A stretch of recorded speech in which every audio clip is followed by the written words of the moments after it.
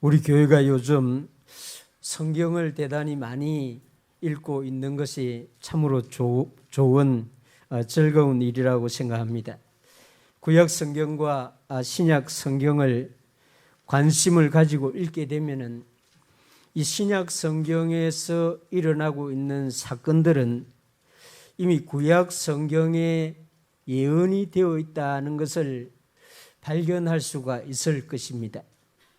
하나님께서는 아브라함에게 430년 전에 아브라함의 자손들이 이방인의 객이 되어서 하늘의 별과 같이 많이 번성할 것이다 미리 알려주었죠. 하나님은 또 선지자 예레미야에게 70년 동안 바벨론의 포로가 될 것이다 하는 것도 미리 알려주었습니다. 하나님은 어떤 일을 행할 때에 미리 말씀하시고 그 다음에 일을 행하시는 분입니다. 하나님은 우리에게 예수님이 다시 오신다는 것을 기록해서 알려주시고 이제 앞으로 예수님이 다시 오실 것입니다. 믿을 수 있길 바랍니다.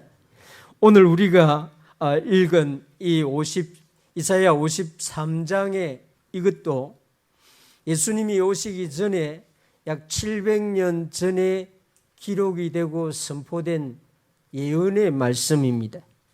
선지자 이사야를 통해서 하나님은 그리스도가 이 땅에 오시면 고난의 주로 오신다는 것을 너무나 자세하게 우리가 알고 있는 대로 상세하게 설명해서 알려주었습니다.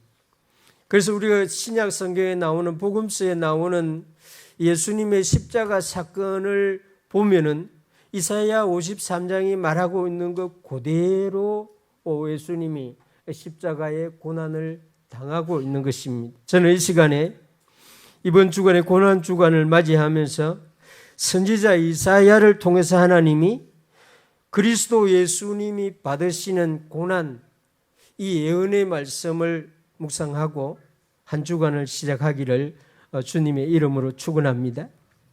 먼저 우리는 이 본문의 내용이 너무나 길고 너무나 내용이 많기 때문에 간략하게 네 가지로 제가 설명을 드리겠습니다. 먼저 그리스도 예수님은 이 땅에 오실 것인데 선지자 이사야는 그런 식으로 말하고 있습니다.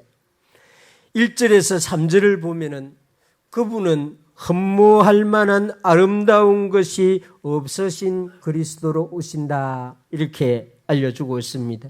1절에서 3절 제가 빨리 읽어보겠습니다. 우리의 전한 것을 누가 믿었느냐? 여호와의 팔이 누구에게 나타났느냐? 그는 주 앞에서 자라나기를 연한 순 같고 마른 땅에서 나온 뿌리 같아서 고운 모양도 없고 풍채도 없은즉 우리가 보기에 흠모할 만한 아름다운 것이 없도다. 그는 멸시를 받아 사람들에게 버림받았으며 강고를 많이 겪었으며 질고를 아는 자라. 마치 사람들이 그에게서 얼굴을 가리는 것 같이 멸시를 당하였고 우리도 그를 귀히 여기지 아니하였도다. 이 말씀대로 예수님이 베들레헴 중에서도 말구유에 누였죠.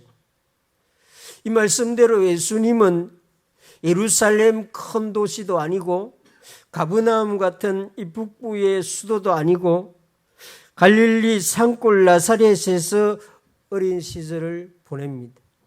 여호와의 팔이 이런 베들레헴 말구유 갈릴리 산골 나사렛 같은 마을에서 성장을 합니다. 그는 모양도 풍채도 없다고 말합니다. 사람들 보기에 흠모할 만한 아름다운 것이 없다고 말합니다. 사람들은 옛날이나 지금이나 외모를 보고 아름다움을 말합니다.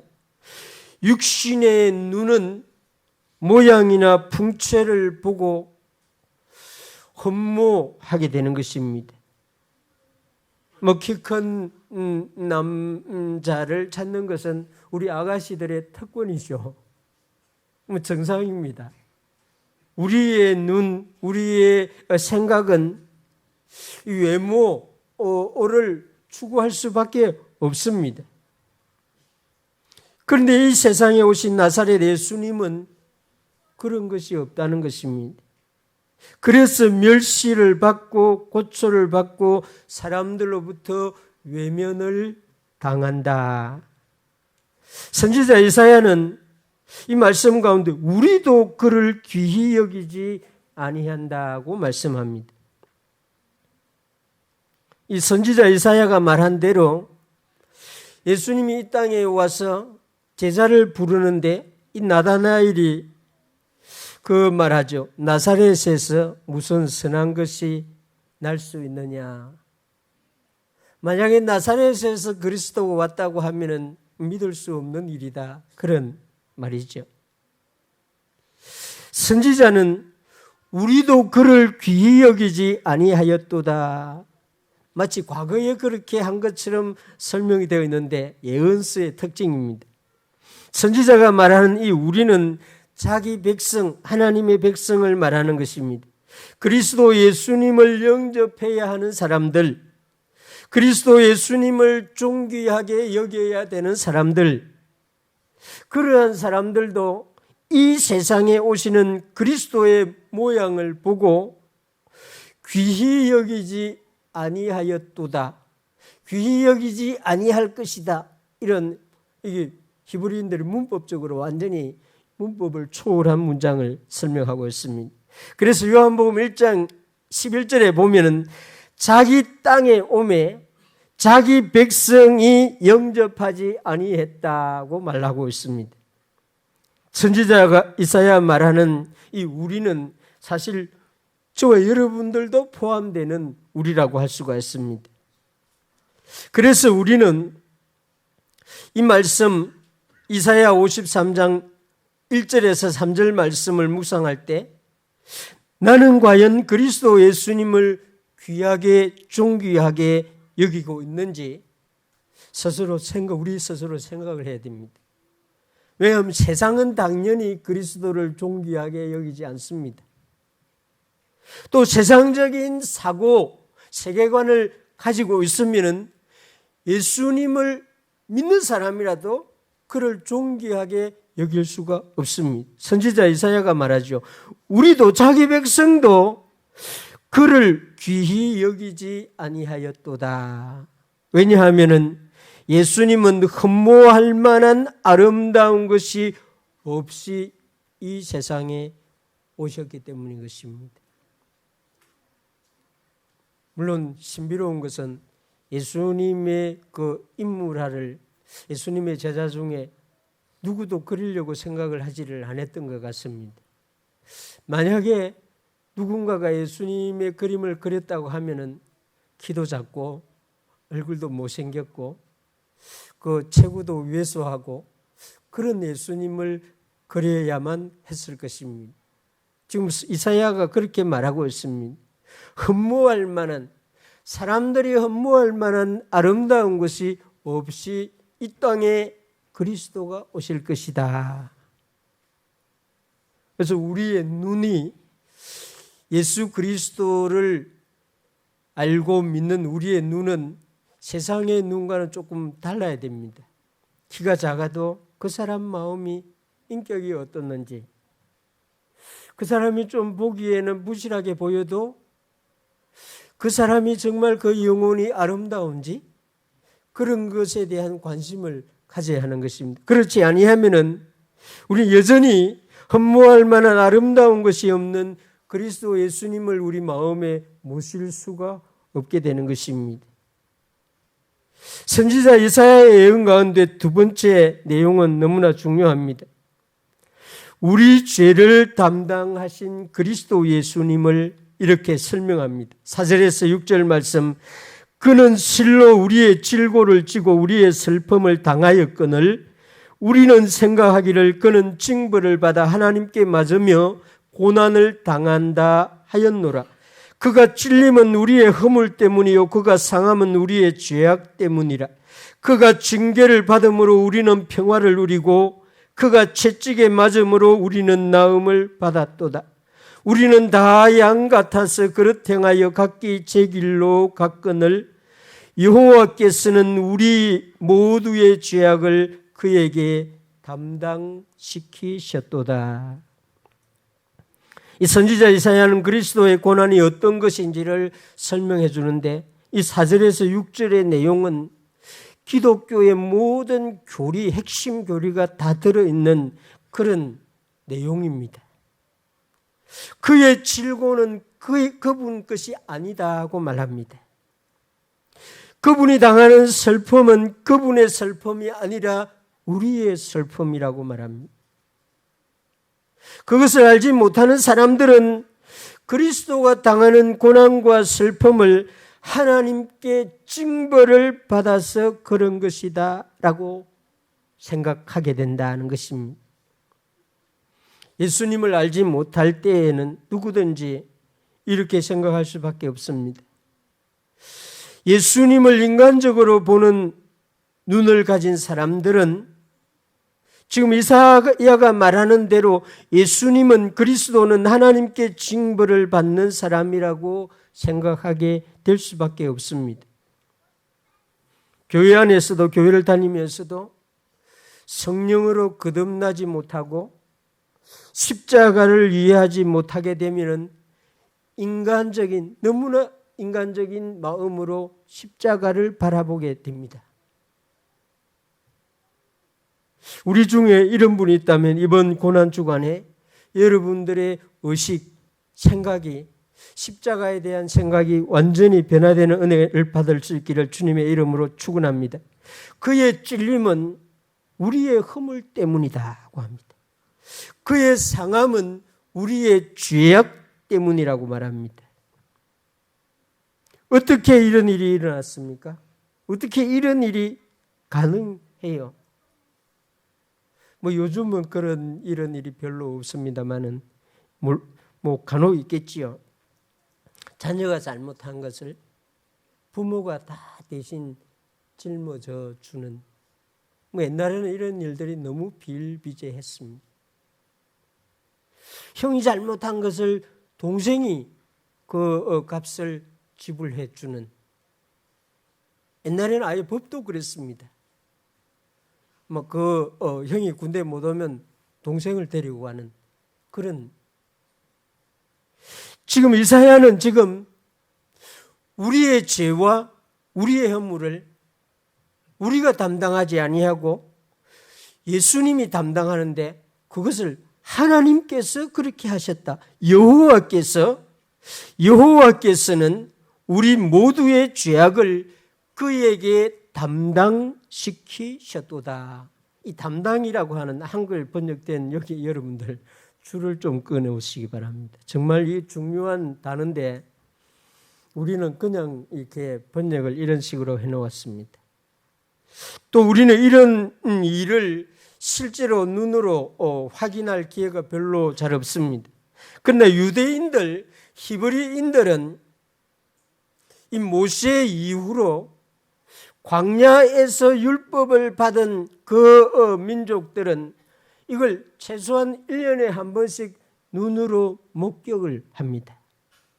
죄를 담당시키는 이 의식을 히브리인들은 속죄일에 했습니다.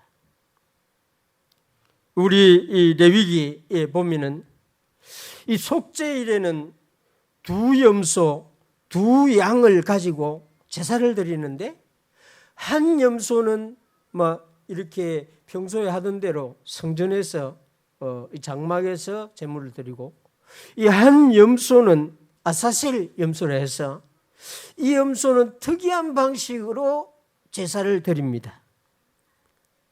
이 레위기 16장 21절 22절 보면 그렇게 그 방법을 이렇게 설명하고 있습니다. 대제사장 아론은 그의 두 손으로 살아있는 염소의 머리에 안수하여 이스라엘 자손의 모든 불의와 그 범한 모든 죄를 아뢰고 그 죄를 염소의 머리에 두어 미리 정한 사람에게 맡겨 광야로 보낼지니 염소는 그들의 모든 불의를 지고 접근하기 어려운 땅에 이르거든 그는 그 염소를 광야에 놓을지니라. 광야에 풀어줘서 자유롭게 살도록 하라 그런 말이 아닙니다.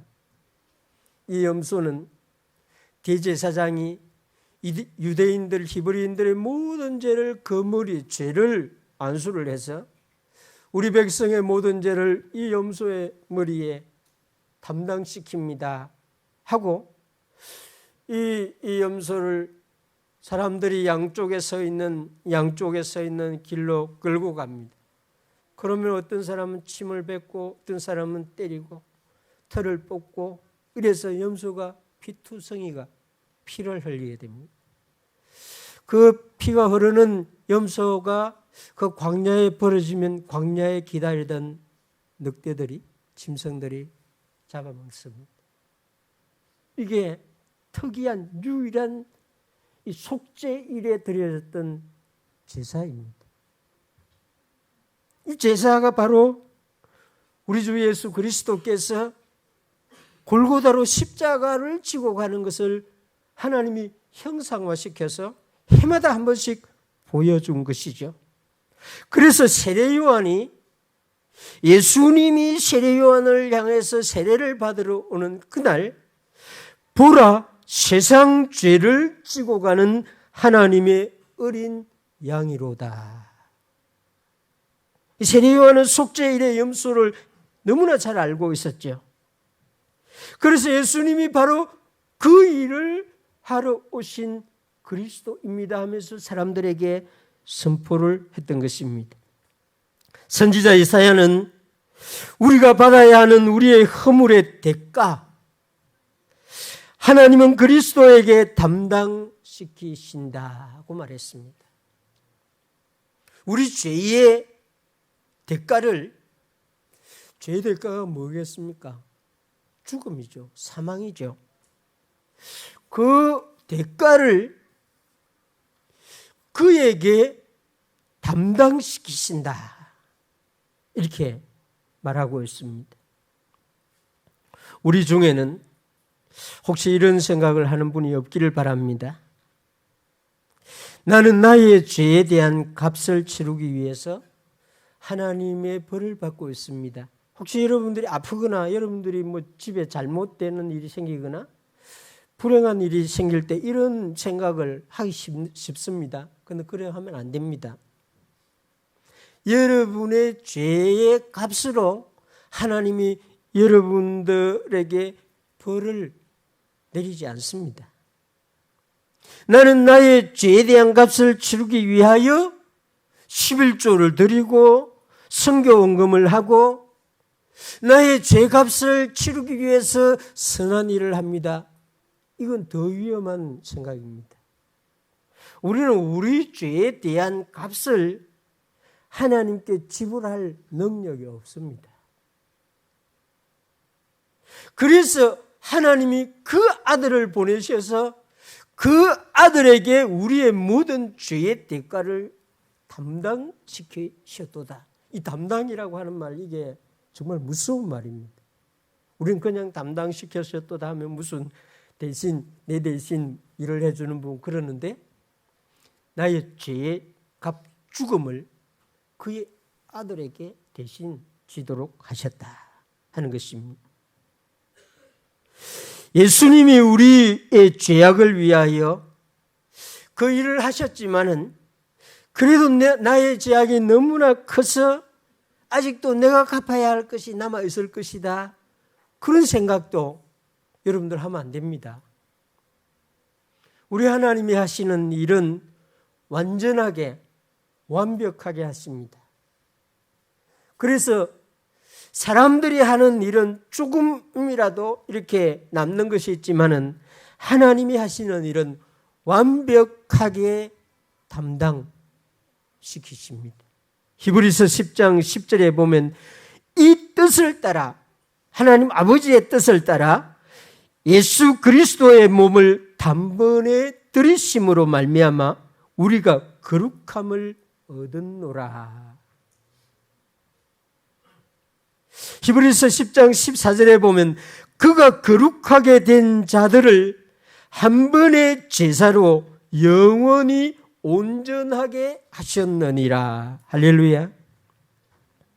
하나님은 우리의 허물과 죄를 조금 남겨두고 그리스도께 우리의 허물과 죄를 담당시킨 것이 아닙니다. 완전하게 우리의 모든 허물과 죄악을 담당시키셨습니다. 그러면 내일 지을 죄, 그 다음에 지을 죄는 어떻습니까? 그것도 역시 하나님이 다 담당시키셨습니다.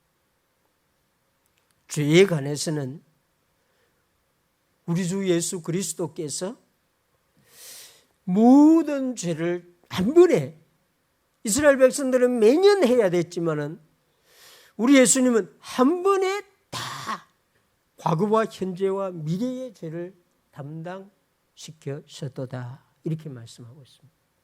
그래서 이사야 53장을 읽어보면 문법적으로 이게 과거의 일인지 현재의 일인지 미래의 일인지 약간 헷갈리는 문장으로 설명을 해놓았습니다. 왜냐하면 영원을 말하고 있기 때문에 영원은 현재, 과거, 미래가 없습니다. 다 같은 시제입니다. 예수님은 하나님 아버지께서 우리 모든 자기 백성들의 죄를 담당하시도록 하셔서 그 일을 행하시러 오신다고 하는 것이 700여년 전에 선지자 이사야를 통해서 설명해 놓으셨고 700년 후에 오셔서 우리가 아는 대로 그렇게 예수님이 십자가의 길, 골고다의 길을 우리 죄를 지고 걸어가신 것입니다. 나무를 지고 걸어간 게 아닙니다. 여러분들, 골고다의 길을, 이 나무를 지고 십자가를 지고 걸어갔다 생각하면 여러분들 십자가를 아직 잘 모르는 겁니다. 우리 죄를 지고 걸어가신 것입니다. 우리의 허물을 지고 걸어가신 것이, 선지자 이사야가 바로 그것을 예언하고 있는 것입니다. 세 번째는 그리스도 예수님이 하신 그 일은 하나님께서 원하시는 뜻을 순종한 것입니다, 이렇게 말합니다. 7절에서 11절의 말씀, 긴 내용인데 이 10절 마지막에 보면은 또 그의 손으로 여호와께서 기뻐하시는 뜻을 성취하시리로다, 이렇게 말하고 있습니다. 우리는 어떤 일을 할 때 기분이 좋아서 할 때도 있고 또 기분이 별로 좋지는 않지만은 그래도 내가 해야 될 일이라서 하는 일이 있고, 또 완전히 내하고는 별로 기분이 전혀 안 맞는데 억지로 해야 될 그런 일이 있습니다. 교회에서 하는 일들이 그런 일이 있어요. 그렇죠? 근데 예수님은, 그리스도는 이 세상에 오시면은 억지로 곤욕을 당하지 않는다. 억지로 고난을 받지 않는다. 변명하면서 고난을 당하지 않는다. 그는 잠잠히 그 모든 고난을 수용하신다, 이렇게 말하고 있습니다. 왜냐하면 그것이 아버지 하나님께서 원하시는 것이기 때문에. 우리 교회 자녀된 여러분, 주일학교 어린 여러분, 여러분들이 아버지 어머니의 뜻에 이렇게 순종할 수 있는 자녀들이 되시길 바랍니다. 아버지가 원하고 어머니가 원하면은 잠잠히 그 뜻의 기쁨으로 순종하는 자녀들이 복을 받습니다.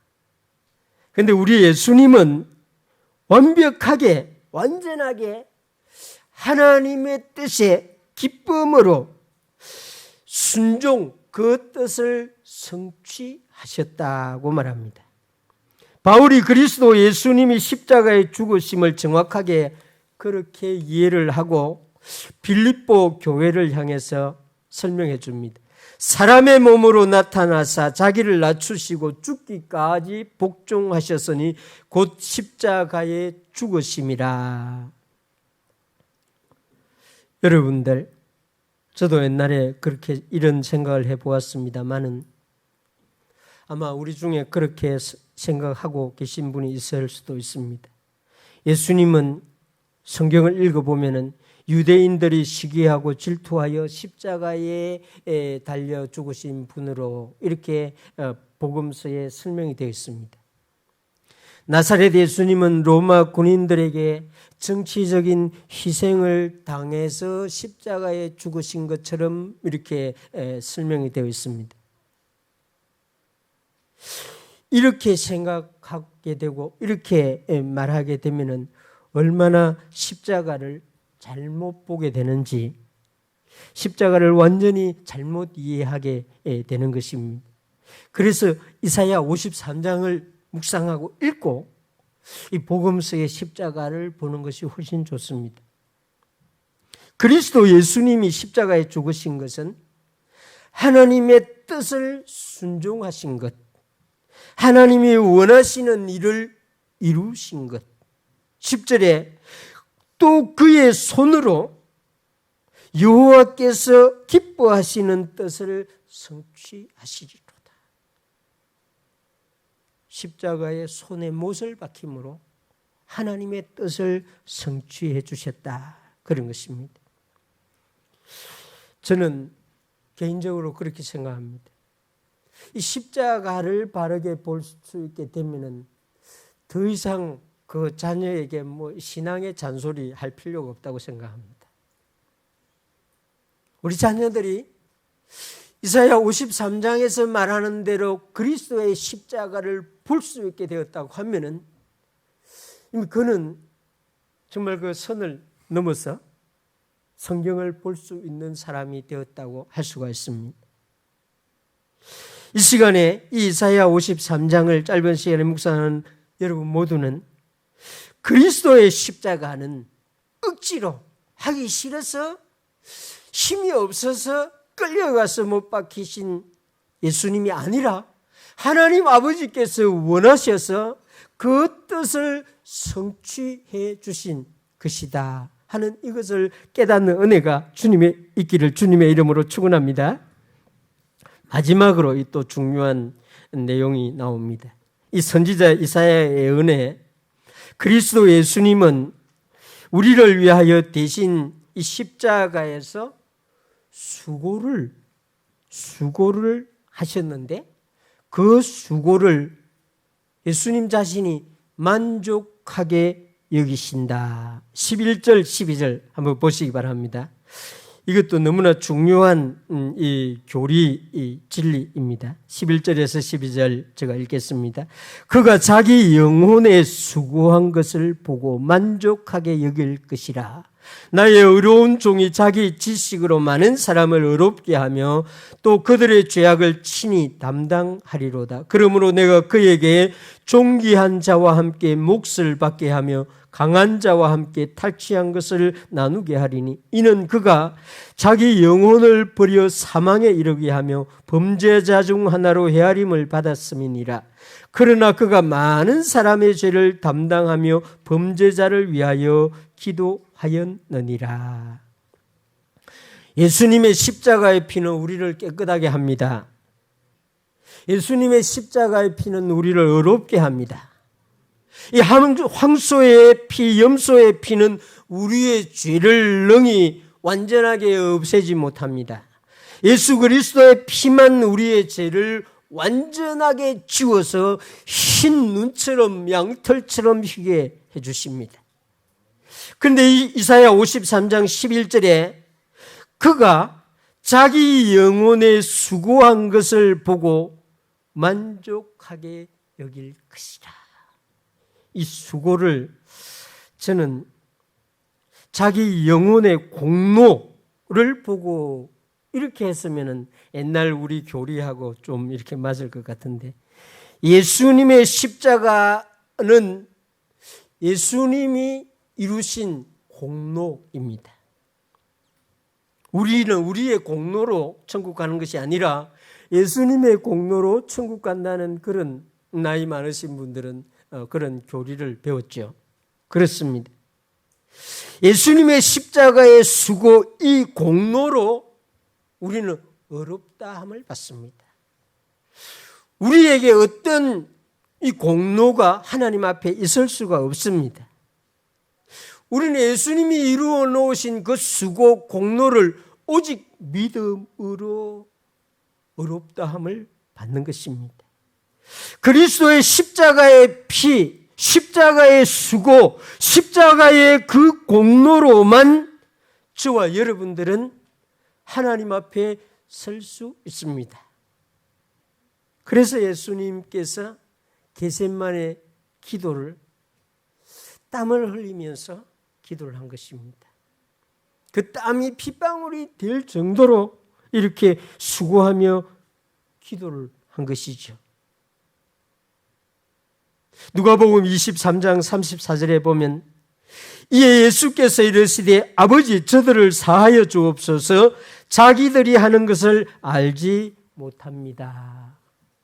예수님의 수고는 십자가 위에서까지 이런 식으로 이루어지고 예수님이 십자가에서 마지막 한 말 다 이루었다. 그래서 나의 수고가 이제 끝났다 하는 말인과 동시에 이사야 선지자의 말을 보면은 만족한다. 내가 수고한 이 일에 나는 만족합니다. 제가 이 설교를 지금 이 교육 전도사 때부터 지금까지 설교를 해오지만은 설교를 마치고 다시 책상에 앉을 때 내 설교가 만족했다고 한 번도 느낀 적이 없습니다. 정말 아쉬움. 꼭 말해야 되는데 왜 말하지 못했나. 준비를 하고 묵상했는데도 원고를 딱 준비했는데도 그게 빠뜨려집니다. 예배당을 우리 건축하고 여러분들 보기에 예배당 보기 좋죠. 제가 보는 데마다 저거 왜 저렇게 지었을까? 저기 재료를 좀 더 좋은 거 썼어야 됐는데 그렇습니다. 여러분들 그렇지 않습니까? 여러분들이 하는 일에 만족한다. 100%다. 120%다. 이런 일이 있습니까? 이런 일이 좀 있기를 바랍니다. 그래서 잘 안 되죠. 근데 우리 예수님은 십자가 위에서 자신의 수고에 대해서 만족한다고 말합니다. 이것은 저와 여러분들이 완벽하게 완전하게 구원을 얻는다는 것을 말하고 있습니다. 하나님이 선택한 사람, 하나님이 작정한 사람, 누구 한 사람도 빠뜨리지 아니하도록, 지옥까지 아니하도록 나의 공로는 다 이루어졌다. 예수님만 할 수 있는 일이죠. 이 십자가가 보통 사역이 아닙니다. 누구도 할 수 없는 그런 사역입니다. 이 성경이 말하는 핵심 진리가 그리스도 예수님의 십자가의 죽으심인데 놀랍게도 이것이 700년 전에 예수님이 이 사역을 하기 700년 전에 정확하게 상세하게 설명이 되어 있다는 것입니다. 십자가의 그리스도 이 진리를 빼버리면 기독교는 더 이상 기독교가 될 수가 없습니다. 십자가의 그리스도 이 진리를 빼면 복음은 더 이상 복음이 될 수가 없습니다. 우리는 고난주간이 이 한 주간 동안 정말 특별히 그리스도 예수님을 묵상해야 합니다. 인간적인 생각으로 십자가를 바라보는 시간이 되지 않기를 바랍니다. 예수님의 마음으로 십자가를 바라볼 수 있는 은혜가 여러분들에 있기를 바랍니다. 하나님이 말씀하신 대로 이 그리스도의 십자가를 볼 수 있는 눈이 이번 주간에 활짝 열리기를 바랍니다. 그 십자가에서 선포되는 진리가 내 영혼을 충만하게 하는 그런 한 주간이 되기를 주님의 이름으로 축원합니다. 기도합시다. 우리